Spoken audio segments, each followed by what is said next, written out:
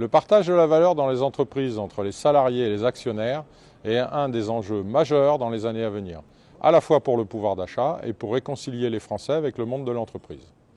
L'accord national interprofessionnel qui a été signé en février de cette année permet de faire un pas de plus vers le développement des dispositifs qui existent. Par exemple, cet accord oblige les branches professionnelles à ouvrir d'ici juin 2024 des négociations pour travailler sur une nouvelle formule du calcul de la participation qui a besoin d'être simplifiée et autorise la mise en place d'avances pour le salarié comme cela existe déjà pour l'intéressement. En cas de résultats exceptionnels réalisés par des entreprises de plus de 50 salariés, cet accord propose le versement d'un supplément de participation ou d'intéressement. Pour l'actionnariat salarié, l'accord préconise d'augmenter le plafond de capital attribuable pour les attributions d'actions gratuites afin de donner aux salariés plus de capital. Mais d'autres mesures seraient souhaitables.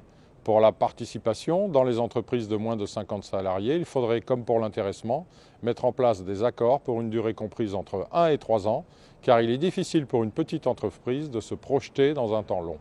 Enfin, il faudrait aussi harmoniser les règles sociales pour les entreprises, en exonérant de forfait social les entreprises de moins de 250 salariés, que ce soit pour l'intéressement ou la participation, le manque à gagner pour l'État pouvant être compensé par une hausse du forfait social pour les entreprises de plus de 5000 salariés.